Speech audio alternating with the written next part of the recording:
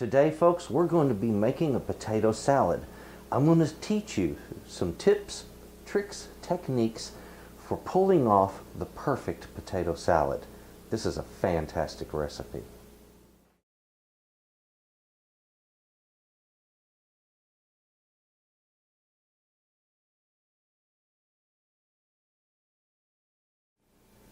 Today, I'm going to be making some potato salad. Not your ordinary bland grandma's kind of potato salad where it was overcooked and had too much dressing and was more like mashed potato soup. No, let's move forward a little bit. Let's come up with a beautiful potato salad that has a little less dressing, more vegetables, a lot more color, and a much more vibrant flavor. And that's what I'm going to go for today. We're going to go for a rich, bold, sharp potato salad that's going to work great at picnics, barbecues.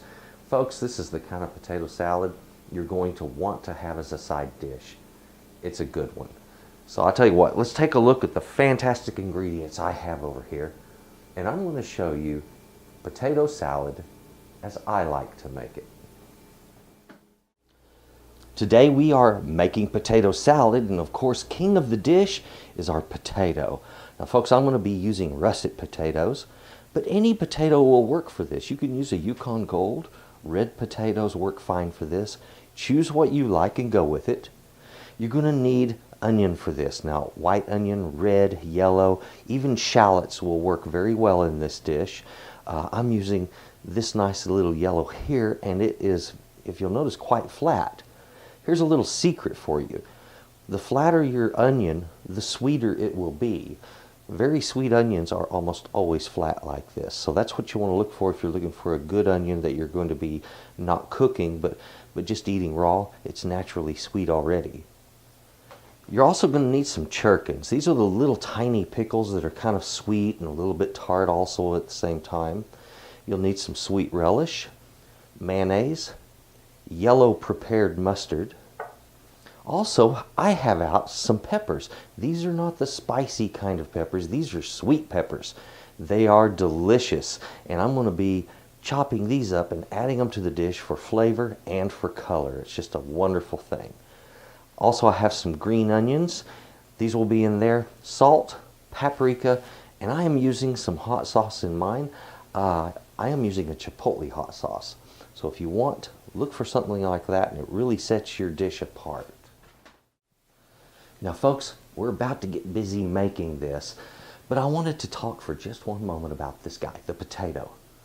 Origins. Let's talk about the history of what we're about to cook with. Potatoes started in South America, all right? You know, the Spanish, they did a lot of sailing, all right? And they discovered this little goodie in South America, took it back to Europe, and it spread like wildfire.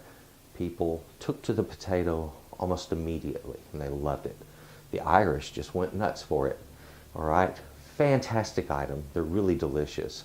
It's interesting, though. You would think that the potato would have made its way to the United States via coming up through the Americas. But that's not how it happened. This was brought to the United States across the Atlantic. So this potato crossed the Atlantic twice. Once on the way to Europe, Europeans caught on to it, and once on the way back from Europe to North America. And thus we have our potatoes. They're popular, they're delicious, and this is a fun dish. Now let's get busy making it. Come on. I'm getting all of my veggies ready to process, and what I need to do is to prepare everything for the potato salad itself. Now my little gherkins are simple enough. All I have to do is just cut some nice little bites, okay? And I don't have to lose my mind over how precise or perfect they are. I just want some sweet little chunks in there to contrast with the flavors of the potato, which is quite starchy, and this works well. Now this idea actually comes from my mom. I picked this one up from her. She used to do this to her potato salad, and it was a really nice option. She would also put boiled egg in hers. I'm not so big on boiled egg, but you know, if you like boiled egg, you can put hard-boiled egg in this as well. There we go. I'm going to go ahead and do a little more prep work just so I have it out of my way. I'm going to take these and cut simple little rings. Don't worry about the seeds on these. They will be lost in this dish, okay?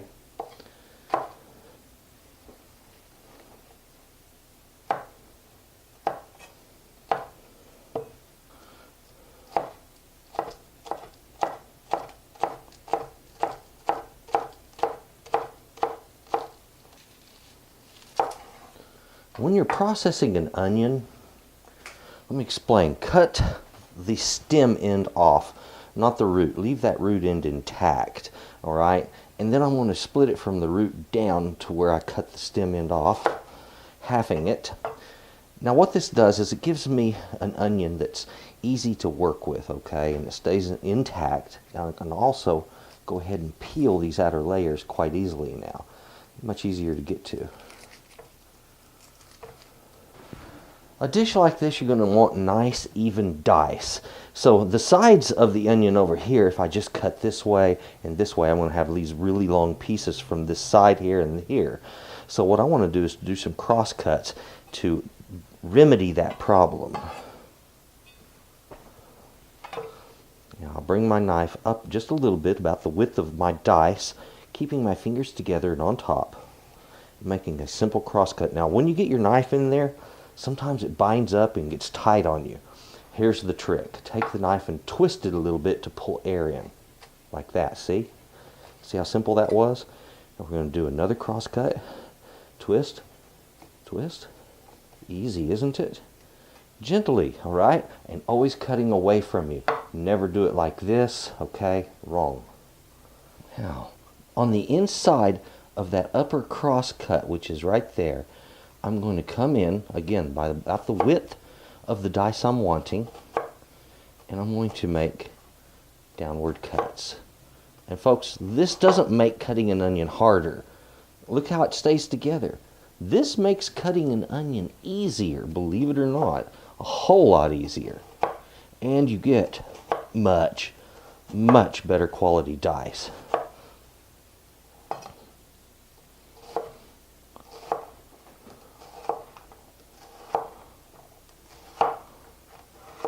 You get into a really flat onion like this, and it'll look like you have a lot of waste. All you have to do with this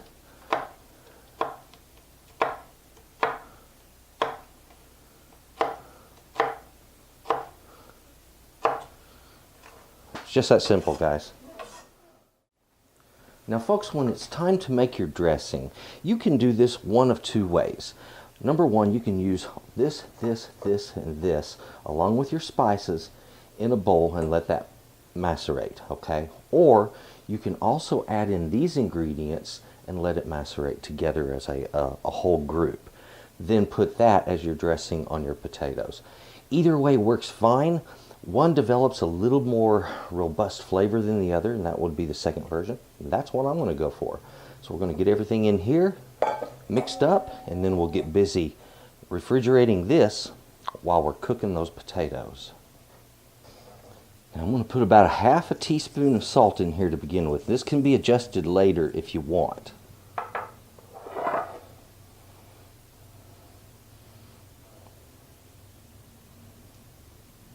About a quarter to a half a teaspoon there. And the same thing here. These are pretty much just to taste, and they can be adjusted later. It's coming together. It's starting to look like something now.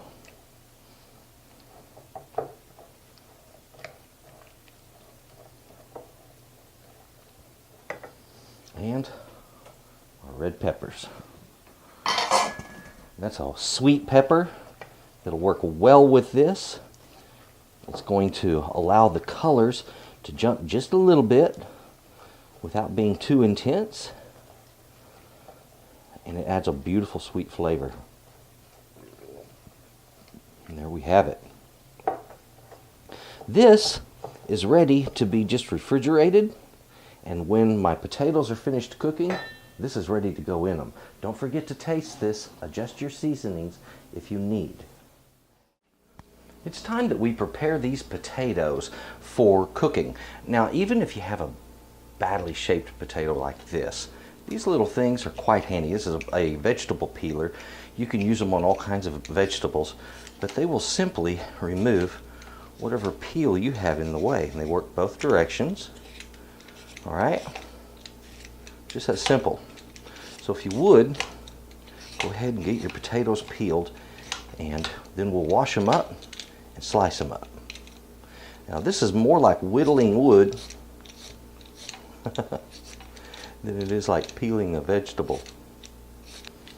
Okay, I'm pretty sure you get the idea. Just go at yours and get them taken care of, and in a little bit we'll get them cut up. These are washed up and now they're ready to be sliced up. Now the potatoes normally are a little bit flat on one side, so I stand it on that narrow edge and I just simply split it in half, okay? Just that easy. And what I'll do is I'll look down my knife and see if the pieces to the sides are the size that I want for my potato salad, and that's good enough. It'll work. So we'll make a single cross cut in the middle. So all I've done is just quartered it at this point. Now we make our pieces the size that we want for good bites of a potato salad. And that looks like a nice sized potato for potato salad. Okay folks, I'm adjusting the heat on my burner so I have a high flame. I'm going to cook these potatoes to the point that I can put a fork into them easily. Now see, I had to push hard to get my fork in that. I need to cook this potato until it goes in easily without breaking the potato apart. At that point, it's cooked perfectly. And at that point, if I don't act quickly, they will be ruined. What I'll have to do is drain them immediately through a colander, and then I will dash them down into cold water to stop the cooking process. Here's the thing. Foods, when you remove them from the heat, they keep cooking. And if you allow them to continue cooking off of the heat, it could overcook your potatoes. You don't want to take them to that point. If you do, if they get them to the point where when you put a fork into them they break open, you're going to end up with more of a mashed potato than you are with a potato salad. Let's not do that to it. So go ahead and cook them just to the point that a fork goes in easy, and then we take it off and cool them down. As I have my potatoes coming up in temperature over here, they'll be boiling pretty soon. You're going to need a few things handy because you need to act quick. The first thing you're going to want is a colander, something like this, or a strainer that you can pour the potatoes through after cooking. That way you can separate them from the hot water quickly. The next thing is you're going to want a large bowl filled with cold water. Don't fill it to the top, because when you pour potatoes in there, it's going to displace some of the water and the water will come up. So leave some space for potatoes. You're going to need a spoon and a fork. These are important because after this breaks a boil, you need to, about every 1 to 2 minutes, pull one of the potatoes out on your spoon, check it with your fork, and if it's ready, you pull it off right then and there. So we have our tools for cooking up the potatoes just right. One thing's for sure, if you don't attend to this and watch what's happening, your potatoes will likely overcook and you're going to end up with potato salad mash. This is up and boiling. It's been cooking for a few minutes now. So I'm checking my potatoes. I'll choose a big one. It's kind of going in there, but it's still pretty stiff. I want to give them 2 more minutes and check it again. Here we are, checking it again. And make sure. Oh yeah, they're sliding in easy now. Even look at that. but it's not breaking in half. Oh, that's beautiful. Okay, this is the point that I've been waiting for. And let me explain something to you folks.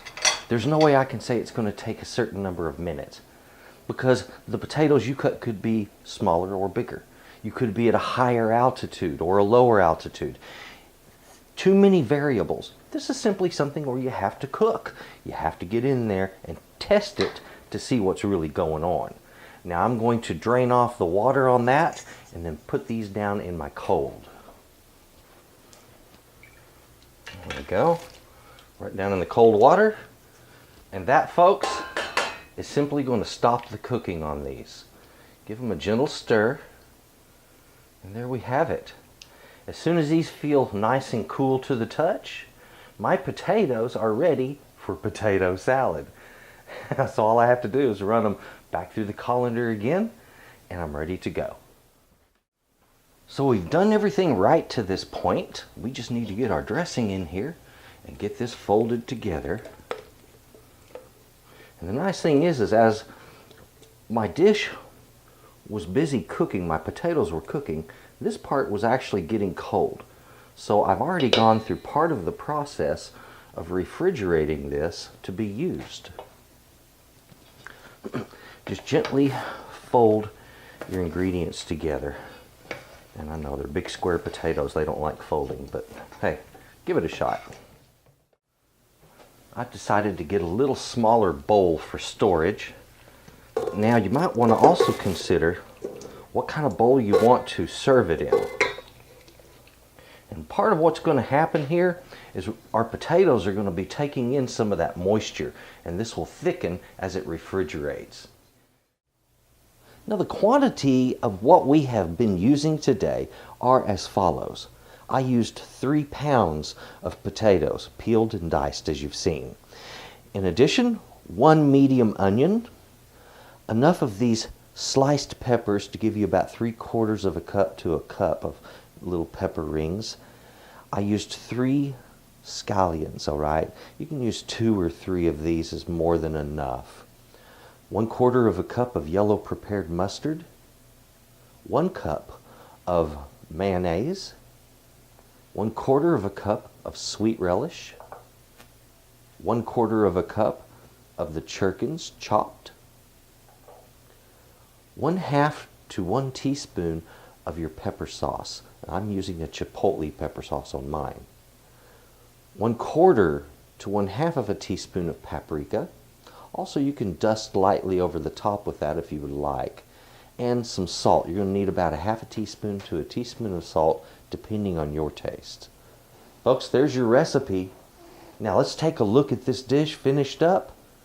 Oh, I can't wait to taste this. Well, my potato salad has been in the refrigerator for a while, and I'm about to pull it out and plate some up. But I think I would like to have some chives to go with mine. Okay, let's take a look at this beautiful recipe. I'll get some of this plated up here.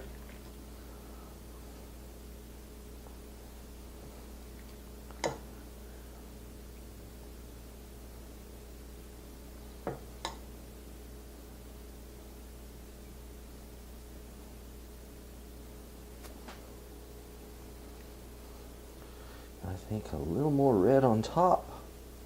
Very nice. And how about we hit that with some of our fresh chives. Isn't that beautiful? There we have it, ladies and gentlemen. Potato salad. That's a good one.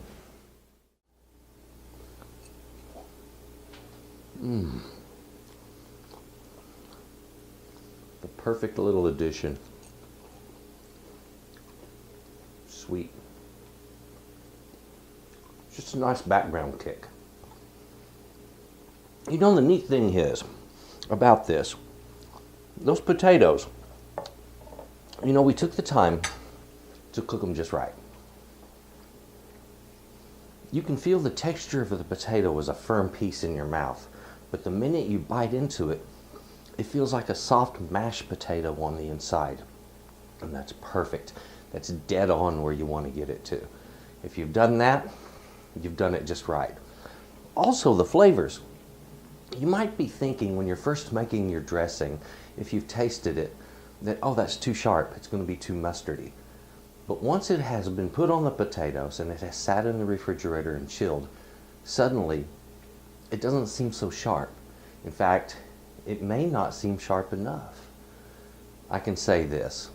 Things that I wouldn't mind changing on this recipe: add some more of the pickles. Great idea. Add a little more relish if you would like. It's really going to bump it up and just make it that much better. And on this one, it is a fantastic recipe, and I'm sure you're going to enjoy. Ladies and gentlemen, thank you for watching. I appreciate that. If you haven't subscribed, take a look at my channel. Please subscribe to it. You're going to find a lot of recipes there, but most important, you're going to find technique there. Techniques you don't see elsewhere. Most people tell you when mashed potatoes, cook them for 10, 15, or 20 minutes. You can't know that. The size of the potato, the altitude, too many variables. You simply have to know how to check it. Also, please take a look at my Patreon. That's, oh, here we go, patreon.com/Stuart Trotter. Hey, if you would, take a look at that. That's a funding source for me. I do photography in addition to videography, these videos, and other things. So if you would, please take a look at what I have going on there. It's just started, and you might be surprised at what you can collect from it. Ladies and gentlemen, thank you for watching this, and please have a good day. Bye-bye. Oh, yeah.